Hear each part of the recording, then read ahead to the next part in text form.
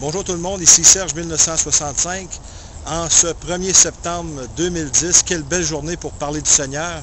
Et le thème aujourd'hui, c'est qu'est-ce que le Seigneur attend de moi?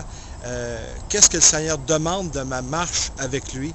Eh bien, pour commencer, je vous invite à lire un passage en Romains 12, chapitre 12, versets 1 et 2, où Paul nous exhorte: donc, frères, par les compassions de Dieu, à présenter vos corps en sacrifice vivant, saint, agréable à Dieu, ce qui est votre service intelligent, et ne vous conformez pas à ce siècle, mais soyez transformés par le renouvellement de votre entendement, pour que vous discerniez quelle est la volonté de Dieu, bonne et agréable et parfaite.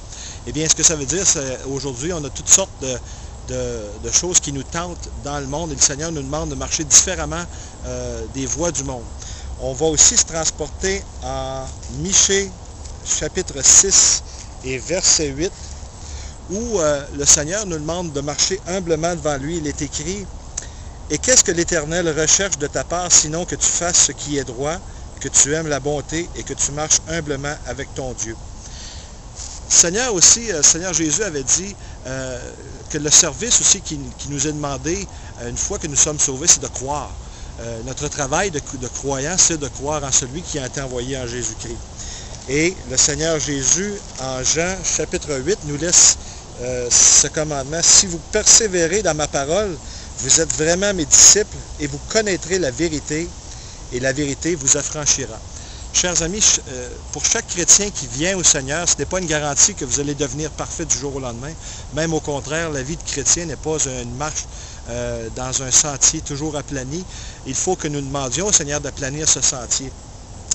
Et pour surmonter les épreuves, nous avons toutes sortes d'admonitions au Nouveau Testament, ou comme des leçons apprises par les erreurs faites par les patriarches dans l'Ancien Testament.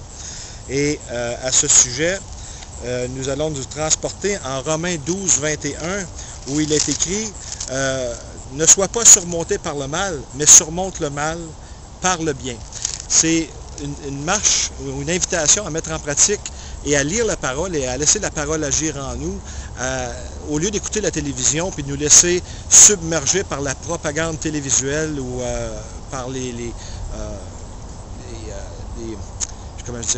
publicités qui nous submergent chaque jour par toutes sortes de fausses valeurs qui ne sont pas bonnes pour nous. Eh bien, nous, en mettant cette parole en nous, nous allons maintenant être imprégnés de la parole de Dieu qui va nous inciter à créer des bonnes œuvres.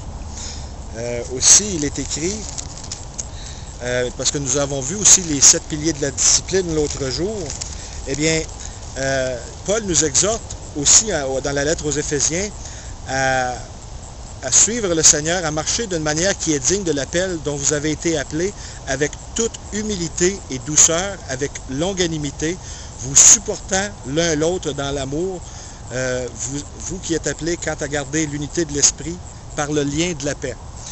Eh bien, aussi, Jésus nous a donné un commandement nouveau, celui de nous aimer les uns les autres, comme il nous a aimés. Et en mettant en pratique cet amour, en aimant Dieu de tout notre cœur, notre âme et de toute notre pensée, et en aimant notre prochain comme nous-mêmes, et en lisant la parole, en la mettant en pratique chaque jour, nous allons crucifier les choses de la chair et mettre à mort ces passions de la chair. Et c'est ce que je voulais vous parler aujourd'hui. Il y a d'autres passages aussi où Paul nous invite aussi à prier incessamment. Et en faisant ainsi, lorsque nous sommes en prière et dans la louange, le plus nous prions, le plus nous louons Dieu, le moins nous sommes atteints par les convoitises, les tentations de ce monde. Eh bien, c'est l'appel que je vous lance aujourd'hui, à essayer de chercher dans vos lectures la volonté de Dieu, sa volonté parfaite à votre égard. Dieu dit toujours ce qu'il pense et pense toujours ce qu'il dit. Et le plus vous allez mettre cette parole en pratique, eh bien, plus vous serez mieux armés à porter votre armure chaque jour, qui est en Éphésiens chapitre 6. Et voilà, c'était tout ce que j'avais à vous dire pour aujourd'hui. Marchez dans la paix, dans l'unité. Tout le monde est appelé. Et le plus vous allez élever le nom de Jésus-Christ, plus il y aura des membres de vos familles qui seront attirés par lui, par le salut. Et plus nous serons au ciel joyeux. Que le Seigneur vous bénisse, Père éternel, que ceux qui se joignent à nous pour la première fois puissent entendre ce que l'Esprit dit aux églises, Puisses-tu réveiller, Seigneur, ton Église à travers le monde, au travers de la francophonie mondiale.